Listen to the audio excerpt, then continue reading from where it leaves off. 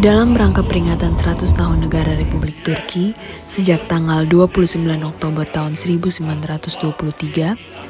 sekolahku di Turki sebagai siswa pertukaran pelajar mengadakan trip untuk mengunjungi kota Ankara. Dibutuhkan waktu sebanyak 4 jam dari kota Bursa untuk menuju kota Ankara, melewati Bilecik, kota Eskişehir, hingga sampai ke kota Ankara. We're at the Ankara Anıtkabir. We're really excited. Yes. And waiting. I'm so excited because I seen Anıtkabir and Anıtkabir is very good. Yes. Akhirnya kita tiba di Anıtkabir. Anıtkabir merupakan salah satu tempat yang paling bersejarah dan paling penting bagi Republik Turki karena Anıtkabir merupakan tempat di mana dimakamnya Presiden pertama Republik Turki yang sangat dicintai dan sangat dibanggakan, yaitu Mustafa Kemal Atatürk.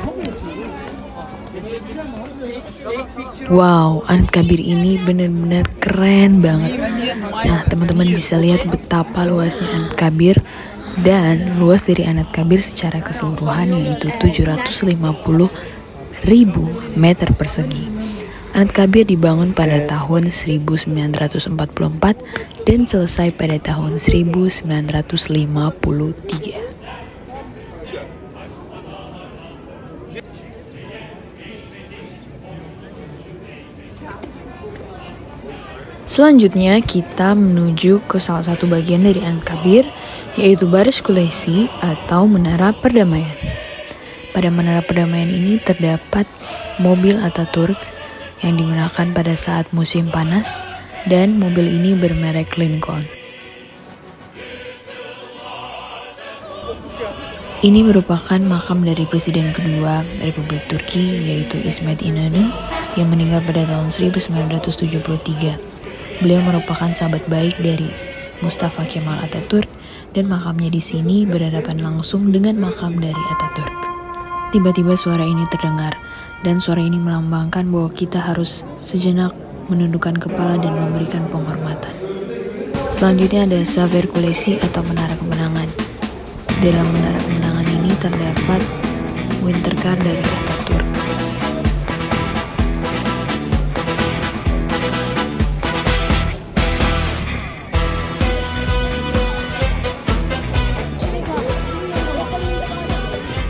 Ini temanku sedang menjelaskan bahwa makam Atatürk yang asli berada 7 meter di bawah peti mati yang akan kita lihat di Mausoleum Atatürk. Seperti yang teman-teman lihat, banyak sekali orang yang mengunjungi Anıtkabir ini dan mereka membawa bunga sebagai bentuk penghormatan terhadap Atatürk.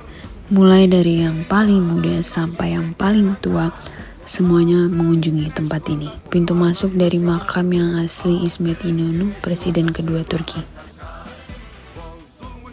Dan sekarang kita berjalan dari bagian samping Anıtkabir untuk bersama-sama dengan Uğur dari seluruh Turki untuk melewati Aslan Yol dan masuk ke Mausoleum Atatürk bersama-sama. Sebelum masuk terdapat 3 pasang patung perempuan dan laki-laki yang berprofesi sebagai rakyat biasa, tentara dan juga ilmuwan yang melambangkan kesedihan, kebanggaan dan juga penghormatan terhadap kemerdekaan dari Republik Turki. Kita berjalan pada Aslan Yol atau Jalan Singa yang pada samping kiri dan kanannya terdapat patung-patung singa yang melambangkan bangsa Het atau nenek moyang dari orang Turki. Yang ditunggu-tunggu pun tiba. Akhirnya kita akan masuk ke Mausoleum Atatürk.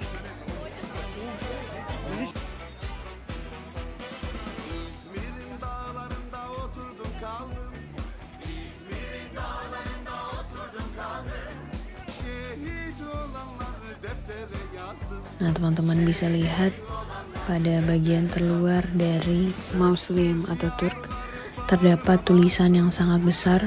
Nah, tulisan itu adalah sebelah kiri terluar adalah Gençliğe Hitabı pada tahun 1927 dan sebelah kanannya adalah Türk Milleti pada tahun 1933.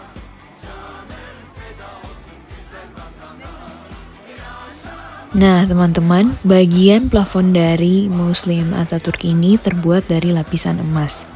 Dan Mustafa Kemal Atatürk adalah presiden pertama Turki yang meninggal pada tanggal 10 November tahun 1938.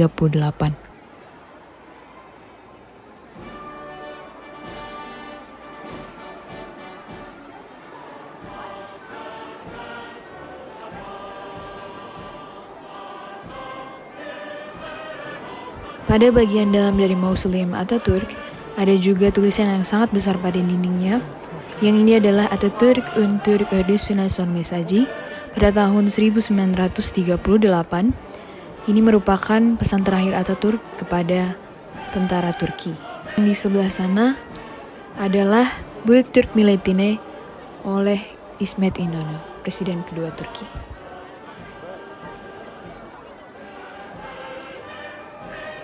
Seperti yang teman-teman lihat, ini sangatlah ramai sekali. Namun masih ada yang lebih ramai dari ini sampai penuh Anıtkabir ini.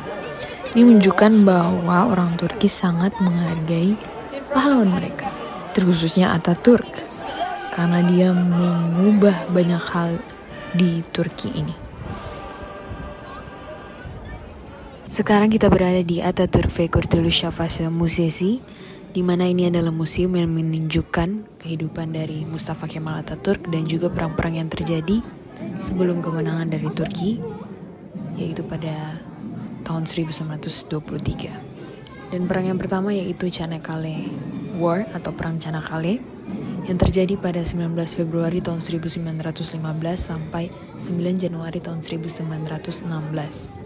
Perang ini terjadi antara Kesultanan Utsmaniyah dan juga sekutu pada Perang Dunia Pertama yaitu Inggris, Prancis, dan Rusia yang ingin merebut Istanbul dan juga semenanjung Gallipoli bagi Rusia.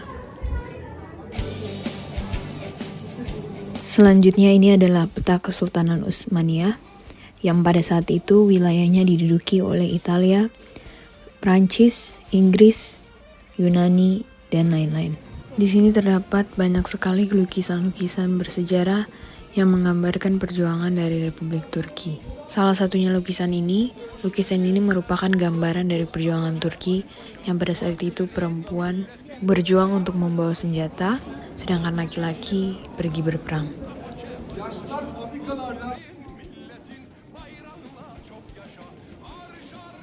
Selanjutnya adalah Perang Sakarya. Perang Sakarya ini merupakan perang yang terjadi antara Turki dan juga Yunani pada tanggal 23 Agustus sampai 13 September tahun 1921 yang bertujuan untuk merebut Ankara dari Turki oleh Yunani. Nah, tempat ini tuh benar-benar keren banget, dan kalau aslinya itu ada suara-suara seperti perang gitu, membuat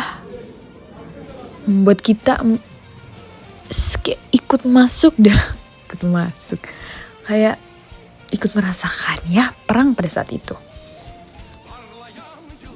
Nah, ini adalah lukisan yang menggambarkan pada tahun 1919 itu tentara Yunani menyiksa orang biasa Turki. Jadi bukan tentara Turki tapi orang-orang biasa, dan ini sangatlah menyedihkan. Yang namanya juga perang ya. Dan ini adalah lukisan pembebasan Izmir oleh tentara Turki dari tentara Yunani. Oleh karena itu adanya lagu Izmir Marşı yang merupakan march Turki favorit saya.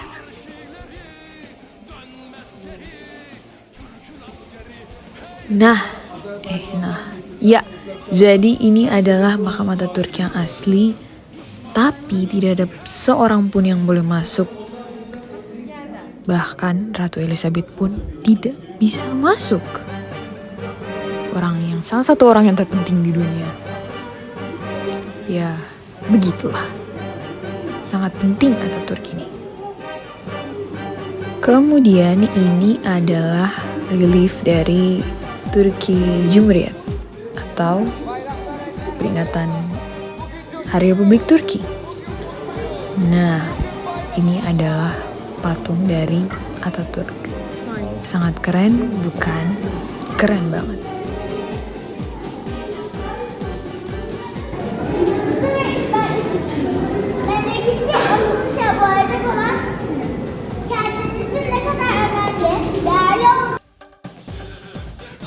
Nah, jadi ini adalah bagian yang menunjukkan koleksi buku-buku dari berbagai bahasa yang pernah dibaca Ataturk. Ataturk sendiri menguasai banyak bahasa, mulai dari bahasa Inggris, bahasa Arab, bahasa Prancis, bahasa Jerman, bahasa Persia, dan bahasa Bulgaria.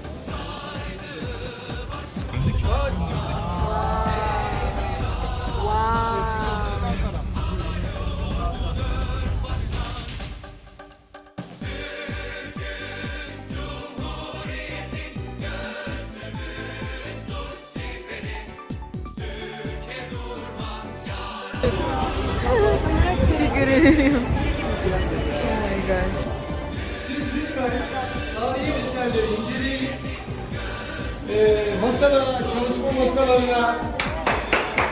Pada saat kepemimpinan Ataturk, gedung ini merupakan gedung pertama, terkhususnya ruangan ini merupakan tempat dikoordinasikannya perang-perang yang terjadi di Turki.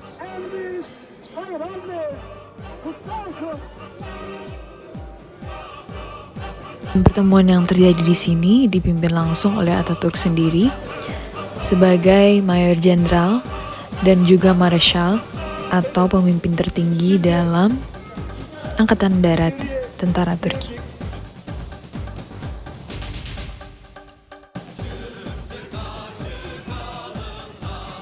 Pada saat itu, lagu kebangsaan Turki merupakan sayembara yang berhadiahkan emas. Dan Mehmet yang memenangkannya tidak mengambil emasnya bagi diri sendiri, melainkan menyumbangkannya kepada anak yatim piatu. Seperti yang teman-teman lihat, ini adalah barang-barang atau alat yang digunakan oleh tentara Turki pada saat perang di zaman dahulu. As you can see guys, these are the equipments that Turkish army used for the war. And that is the Turkish war telephone. And then these are the weapons. Also, this is the Turkish flag that firstly hoisted in Turkey, especially in this building, in 1920. Before it is the first, and now this is the second one. And that is my Ankara trip. Thank you for everyone that watched this video. I hope you like it, I hope you enjoy it and get a new knowledge of Turkish history. Görüşürüz. Bye semuanya. Thank you. Akıp giden her 10 senede bu büyük millet bayramını daha büyük şereflerle huzur ve refah içinde kutlamanı gönülden dilerim. Ne mutlu Türk'üm diyene.